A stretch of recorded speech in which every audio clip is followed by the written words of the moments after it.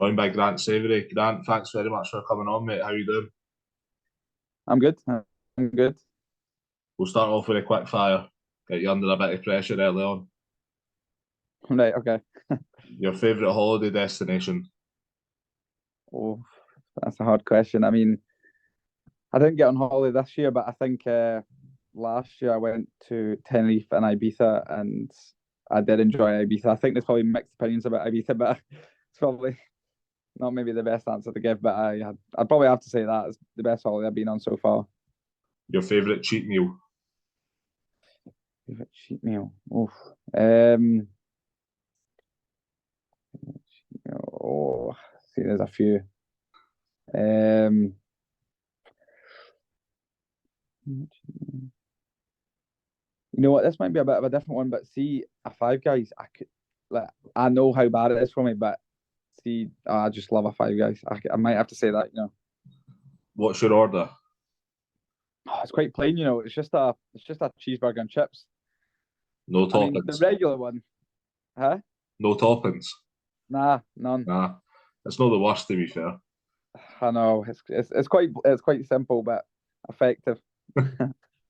Any superstitions before games? Nah, I wouldn't say so really. I think obviously I like to kind of prepare right, but I wouldn't say I've got any like specific superstitions really. Nah, Your favourite nah. TV programme? Favorite TV program? Oh, I don't even watch much TV. Um, I'll go Love Island because that's what I've been watching at the moment. Your favourite film? I'll say Batman. Well, either Batman. What's the two that I like? The Dark Knight or the Dark Knight Rises. I'll say either of them. They're top. Your job if you weren't a footballer? Oh, I'm scared to think. PE teacher. Favourite See singer myself. or band? Favorite singer or band. That's such a hard question. I listen to like a lot of different music, so like a lot of different genres. So to pick one, it'd be easy. I like each genre, but I'm into my rappers. I'll say Little Baby, the rapper. I'll go with him. And karaoke song? Oh, karaoke. Kind of got two for this because I can't really. I have to say my initiation song, I guess. So which was "Loving You," Paul and Tini, and That's a then good choice. that is a good tune. Don't think I sang it.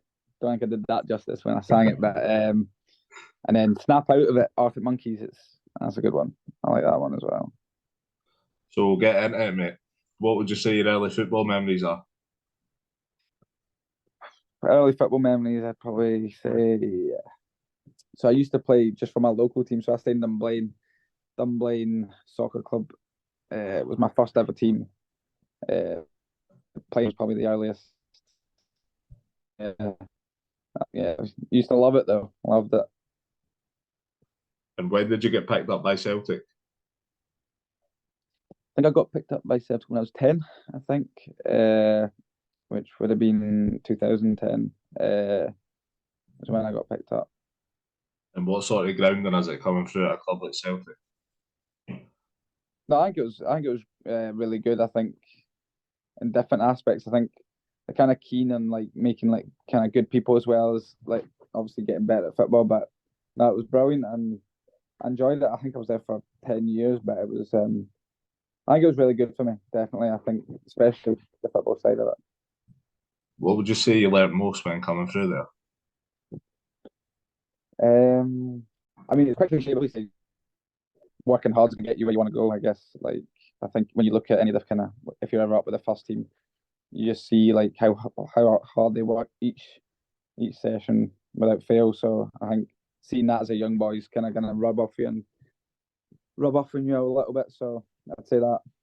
Was there any boys in your team that have went on to make it pro as well? Yeah, yeah, a good few. I think most of them, to be honest. I can name a good few, kind of Jack Aitchison, Robbie Dees, Ewan Henderson, Ken McEnroy. To be honest, I think most of the team I could probably list Daniel Church. Who else? So many and so many. Like obviously throughout the years, because not everyone stayed at Celtic for the full kind of time I was there. So probably missed a good easily 20, 30 players. So you're saying that you were there for 10 years. How difficult is that leaving there? Sort of coming out of your comfort zone. Yeah, yeah. No, it was difficult. I think initially, yeah, it was definitely difficult. I think just because it's all you kind of know. Um, I think especially with the fact that didn't sign for a team for a good period of time after that, made it that little bit harder. But I think once you kind of get back up and running and playing, it's better. But I think yeah, definitely to start with, it was difficult. Am I right in saying that you left Celtic kind of around when COVID hit? Yeah, yeah, it was in the so like it's basically kind of when COVID hit in March, April time. Yeah, I mean, how was that? That must have been brutal. yeah. I know. I think it was maybe just purely because you're sitting in the house, got too much time to think about it. I guess doesn't help. Do you know what I mean? Yeah. So the timing wasn't ideal. Was that why there was a delay in you signing for Peterhead? Uh, Not really, because it was actually so this when I left Celtic, I didn't sign for a team that season. Like kind of the COVID season when teams were kind of playing during it.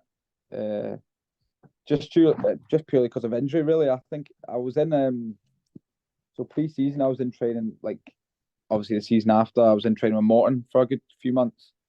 Um, but I did get injured during that period. But then I got back there, and then the manager at the time, David Hopkins, I think it was, he wanted to sign me and stuff, but he ended up leaving or got sacked in January, and it was kind of him that was kind of keen on getting me in, so I was kind of left in a bit of limbo.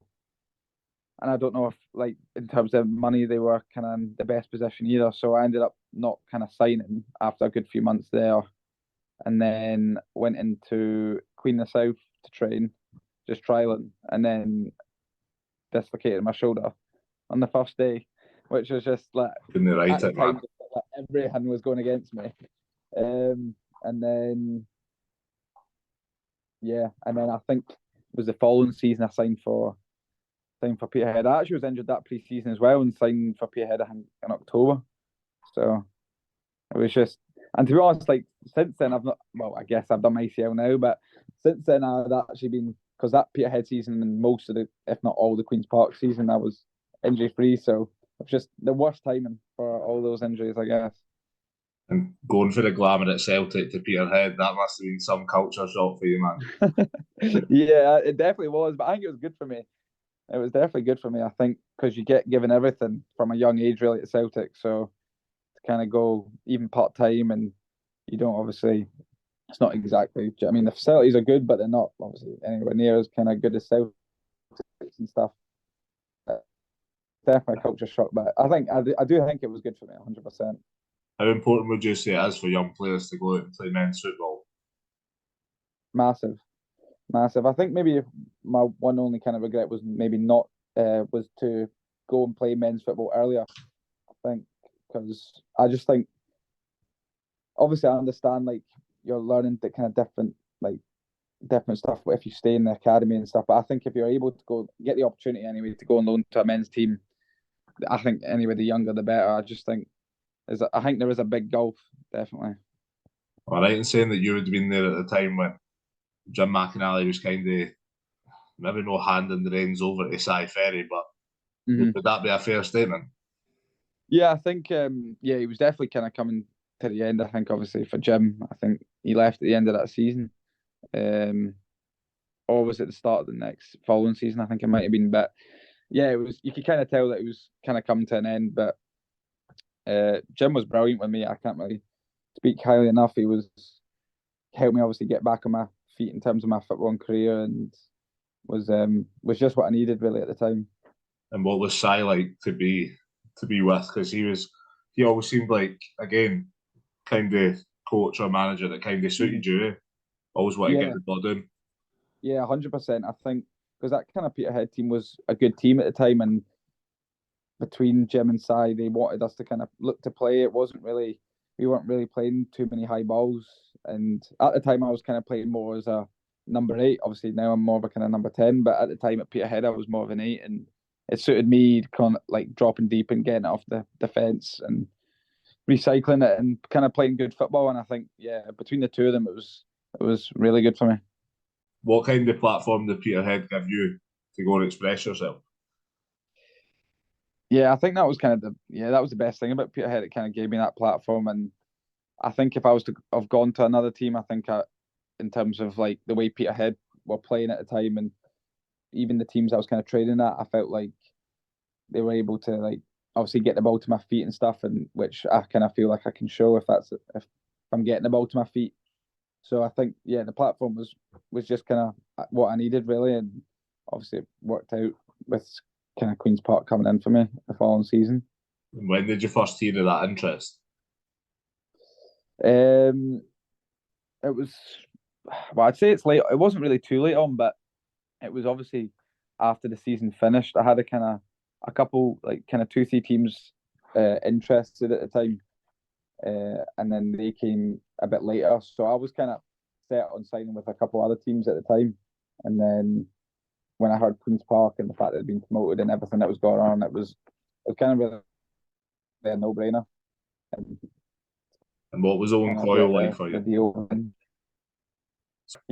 yeah, no, I think uh, no, he was great. He was really good because he phoned me obviously when I wasn't sure who I was going to, and like kind of said like how much he liked me as a player and always kind of because even like he would speak to Jim and McAnally and that Peterhead even before I'd signed and kind of liked me as a player. So once I was in, he was really good with me. Kind of gave me that opportunity, and even if I wasn't playing well, we'd kind of stick by me and stuff, which I feel like I can kind of play my best if I know that I've kind of got that trust. This I guess. I think it was the project at Queen's Park that kind of excited you about it.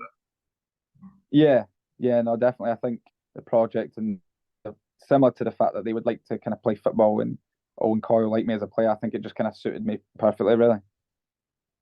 And talk to me a wee bit about last season, because I mean, up until the last day, it was looking like it was going to be the dream season, wasn't it? Yeah, yeah, I know it was. I think it's one of the ones like we did overachieve, I guess, considering a lot of people probably had us down to get relegated. With the way we kind of came up through playoffs and stuff. No, it was definitely a roller coaster of a season, 100%. Was that something that you had spoken about kind of in house, the fact that he's wanted to be in the playoffs or up there at the end of the Yeah, season I anyway? think obviously like everybody kind of like is going for the league, but at the same time, I think we were definitely aiming to make playoffs, and obviously we did make playoffs, but it was one of the ones like kind of bittersweet in the sense that we had such a good opportunity to kind of get promoted straight off the bat by winning the league. And talk to me a wee bit about that last game of the season, man. Probably one of the most probably the most sickening feeling you've ever had in football. Yeah, yeah, I think it is. Um, it's difficult kind of talk to the game. It was a chaotic game. I think if anybody watched the game, they'd know it was just yeah everything. Everyone was up in the air from the get go. I think obviously conceding early made us kind of come out, and it was obviously a very open game throughout. Uh, but yeah, it was yeah disappointing, but we obviously weren't good enough on the day to get over the line. So but I guess looking back, it is a bit disappointing, but it was a good experience regardless. I guess. Overall, though, do you look back at last season as a big success? I think the bigger picture is it probably was. Yeah, yeah. I think you've kind of got to in the sense from kind of where Queens Park have came from and being up there, even like obviously above kind of well at the time above like teams that have been like staples in the championship, and I think you definitely would have to look at it as a successful season, even though it was just kind of difficult to look at it that way with being so close. And obviously, Owen Coyle ended up leaving at the end of the season. How big a surprise did that come to you and the boys? Yeah, no, massive. I think don't think any of the boys really expected it particularly, but I think yeah, it was just a big surprise. I think in football you always kind of get these things where things happen that I don't know kind of what was going on behind the scenes, but obviously wasn't working out between everyone, and yeah, but Yeah, it was a surprise. And now on to this season, I mean, there's a new manager came in, Dutch director of football, Dutch manager. What's changed for last season? Because I could imagine it being like a massive change in terms of just even at the club in general. Yeah, yeah. No, I think it has been a big change. I think from training right through to the way we're playing on a Saturday, I think there's been massive changes, and I think that's the type of thing that probably will take time to adjust, especially for the players that are playing at the moment. But I think it'll be good. I think from what I've seen, it looks really good, and he's obviously got that kind of style of play that he wants to implement, and it will be interesting to see how it goes in the season. How different is the style compared to what you've either seen at clubs you've been at or other Scottish teams that you've maybe watched? Yeah, no, it's very different, I'd say. Especially at the clubs I've been at.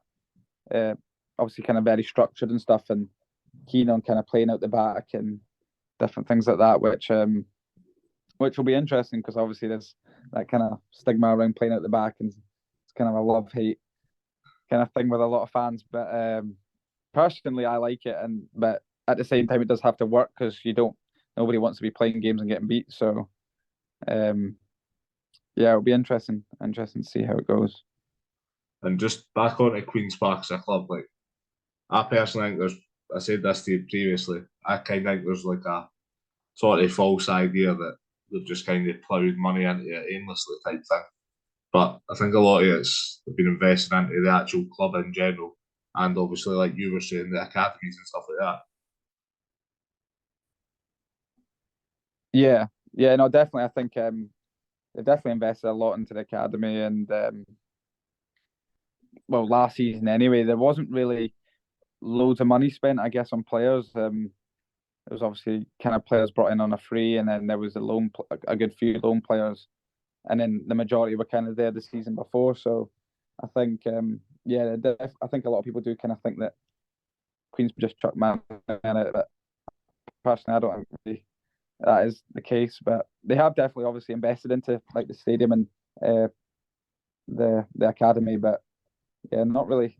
I wouldn't say they kind of spent loads of money on the team. Why do you think people say that? Do you think it's kind of partly because I don't know? I feel as if kind of like the culture is that we didn't really enjoy clubs trying something different. If you know what I mean. Yeah, yeah, there probably is that a little bit, maybe.